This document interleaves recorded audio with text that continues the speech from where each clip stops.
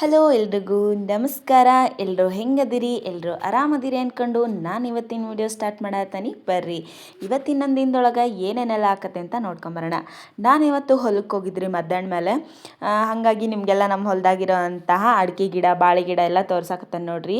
ನಿಜ ನಮ್ಮ ಹೊಲ ನೋಡಿದ್ರೆ ನಂಗಂತೂ ಸಖತ್ ಖುಷಿ ಆಕತ್ರಿ. ಎಷ್ಟು ಚೆನ್ನಾಗೈತೆ ಗೊತ್ತ್ರಿ, ಪ್ರತಿಯೊಂದು ಭಾಳ ಮಸ್ತ್ ಐತ್ರಿ. ನೋಡಬೇಕು ಅಂತ ಅನಿಸ್ತೈತಿ ಪದೇ ಪದೇ. ಬಟ್ ನನಗೆ ಮನೆ ಕೆಲಸ ಇರೋದಕ್ಕೆ ಹೋಗೋಕೆ ಆಗಂಗಿಲ್ಲ ಡೈಲಿ ಅಷ್ಟೇ. ನೋಡ್ರಿ ಬಾಳೆಗೊನೆನೂ ಬಿಟ್ಟಿದ್ವು ಮೊನ್ನೆ. ಈಗ ಒಂದು 10 ದಿನದಿಂದ ಕಡ್ದಿದ್ವಿ ಅಷ್ಟ. ಆಲ್ರೆಡಿ ಮತ್ತೆ ಗೊನೆ ಬಿಟ್ಟವು. ಈ ಥರ ಬಾಳೆ ಹಚ್ಚಿರೋದ್ರಿಂದ ಈ ವರ್ಷ ನಮ್ಗೆ ಫೈನಾನ್ಷಿಯಲಿ ತುಂಬ ಹೆಲ್ಪ್ ಆಗೈತಿ. ಸೊ ನೀವು ಯಾರು ಹಚ್ಚೋಂಗಿದ್ರೆ, ಯಾರಾದರೂ ಬೆಳೆ ಮಾಡೋಂಗಿದ್ರೆ ಮಾಡ್ಬೋದು. ಇದೇನು ಗೊತ್ತ್ರಿ, ಇದು ಬಾಳೆ ಗೊನೆ ಕಡಿದ್ಮೇಲೆ ಗಿಡನ ಕಡಿತಾರಲ್ಲ, ಸೊ ಅವಾಗಿಂದಿದು. ಇದು ಅರ್ಧ ಬಡ್ಡಿ ಇರ್ತೈತಲ್ಲ ಅಲ್ಲಿಗೆನ ಕಟ್ ಮಾಡ್ಕೋಬೇಕು. ನೋಡ್ರಿ ಅದರಿಂದ ನೀರು ಬರ್ತಾಯ್ತಲ್ಲ, ಅದರಷ್ಟು ಹೆಲ್ದಿ ವಾಟರು ಬೇರೆ ಯಾವುದೂ ಇಲ್ಲ. ನೋಡ್ರಿ ಅದು ಹೆಂಗೆ ಸೋರ್ತಾಯ್ತು ನೀರು ಅಂತ ಹೇಳಿ. ಇಷ್ಟು ಹೇರಳವಾಗಿರೋಂತಹ ಇಷ್ಟು ಪೌಷ್ಟಿಕಾಂಶ ಮತ್ತು ಎಷ್ಟೊಂದು ಇದು ಹೆಲ್ತ್ ಬೆನಿಫಿಟ್ಸ್ನ ಹೊಂದ್ಕೊಂಡತಿ. ಇದನ್ನು ನಾವು ಕುಡಿಯೋದ್ರಿಂದ ನಮ್ಮ ಹೆಲ್ತ್ಗೆ ತುಂಬ ಒಳ್ಳೆಯದು. ಮೇನ್ಲಿ ನಮ್ಮ ಕಿಡ್ನಿ ಹೆಲ್ತ್ಗೆ ಭಾಳ ಒಳ್ಳೆಯದು. ತುಂಬ ಜನಕ್ಕೆ ಕಿಡ್ನಿ ಒಳಗೆ ಸ್ಟೋನ್ಸ್ ಆಗಿರ್ತವೆ. ಸೊ ಭಾಳ ಸಫರ್ ಮಾಡ್ತಿರ್ತಾರೆ.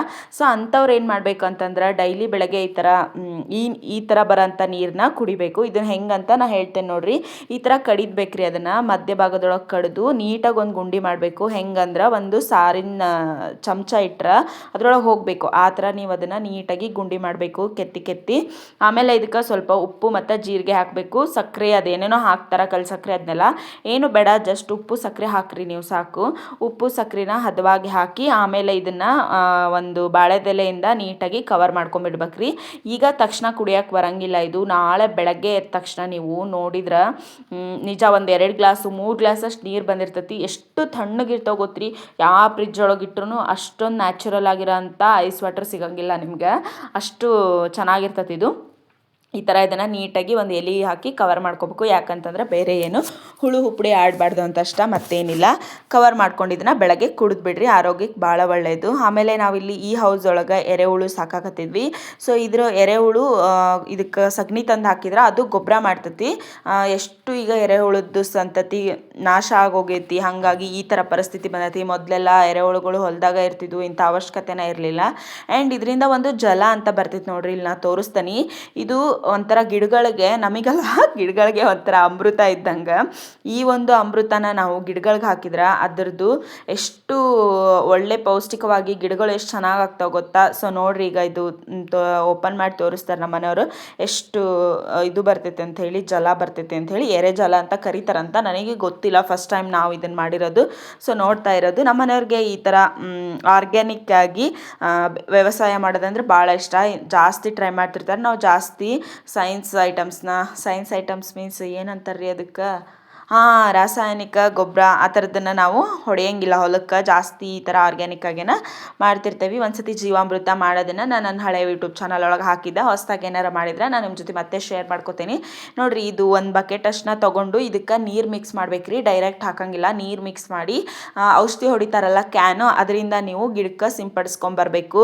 ಹಿಂಗೆ ಮಾಡೋದ್ರಿಂದ ನಿಮ್ಮ ಗಿಡಗಳು ಬೇಗನ ಒಂದು ಪೌಷ್ಟಿಕತೆಯಿಂದ ಚೆನ್ನಾಗಿ ಬೆಳಿತವು. ನನಗೆ ಇದ್ರ ಬಗ್ಗೆ ಅಷ್ಟು ಹೇಳಕ್ಕೆ ಬರಂಗಿಲ್ಲ ರೀ, ಆದರೂ ಸ್ವಲ್ಪ ಟ್ರೈ ಮಾಡೀನಿ. ಏನಾರ ತಪ್ಪಿದ್ರೆ ನೀವು ಅಡ್ಜಸ್ಟ್ ಮಾಡಿಕೊಂಡು ಅರ್ಥ ಮಾಡ್ಕೊಂಬಿಡ್ರಿ.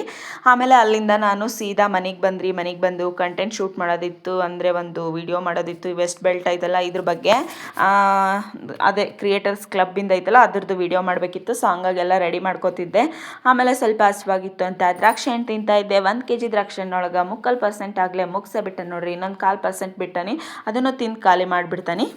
ದೇವ್ರು ನಿನ್ಗೆ ಒಳ್ಳೇದು ಮಾಡ್ತದ, ನಿನ್ನ ಜನ್ಮಕ್ಕೆ ಹೋಗೋ.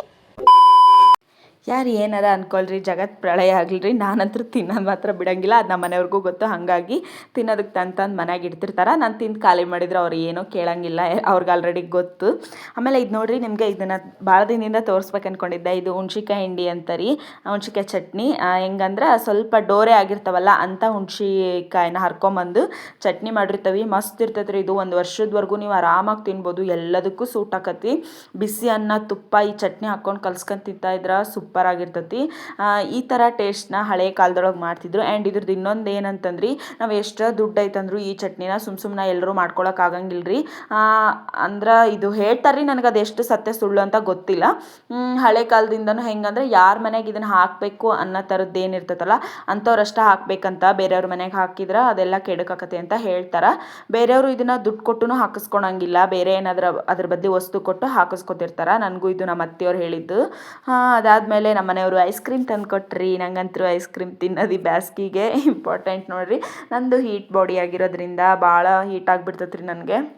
ಬೇಸಿಗೆ ಕಾಲದೊಳಗೆ ಅವಾಗವಾಗ ತಣ್ಣನು ಏನಾರ ತಿಂತಾನೆ ಇರಬೇಕು. ಹಾಗಾಗಿ ನಮ್ಮ ಮನೆಯವರು ತಂದು ಮೇಯಿಸ್ತಾನೆ ಇರ್ತಾರೆ. ನನಗೆ ಮೇಯಿಸೋದಂದ್ರೆ ತಿನ್ನಿಸ್ತಾನೆ ಇರ್ತಾರೆ. ಆಮೇಲೆ ಇಲ್ಲಿ ಹೊಸ್ದಾಗಿ ಕಟ್ಟಿದ್ರಲ್ಲ ಪಡ್ತಾರ, ಇದಕ್ಕೆ ನೀರು ಹಿಡ್ದಿರಲಿಲ್ಲ ಇವತ್ತು ಬೆಳಗ್ಗೆ. ಅಪ್ಪಾಜಿ ನಂಗೆ ಹೇಳೋಗಿತ್ತು, ನಂಗೆ ನೆನಪನ ಇರಲಿಲ್ಲ. ಹಾಗಾಗಿ ನಾನು ಇಲ್ಲಿ ನೀರು ಹಿಡಿಯತ್ತಿದ್ದು ನೋಡ್ರಿ ಅವಸರದಾಗ. ಯಾಕಂದ್ರೆ ಇನ್ನೊಂದು ಸ್ವಲ್ಪ ಹೊತ್ತಿಗೆ ಅಪ್ಪಾಜಿ ಬರ್ತಿತ್ತು. ಬೆಳಗ್ಗೆನ ಹೇಳೋದ್ರು ಕೆಲಸ ಇನ್ನೂ ಮಾಡಿಲ್ಲ ಅಂತ ಅನ್ಕೋಬೇಡದಂತೇಳಿ ಬೇಗ ನೀರು ಹಿಡಿಯತ್ತಿದ್ರಿ. ಅಷ್ಟರೊಳಗೆ ನನ್ನ ಹಸ್ಬೆಂಡ್ ಬಂದರು. ಅವರ ನೀರು ಹಿಡಿತಾನೆ ಅಂತ ಹೇಳಿದರು.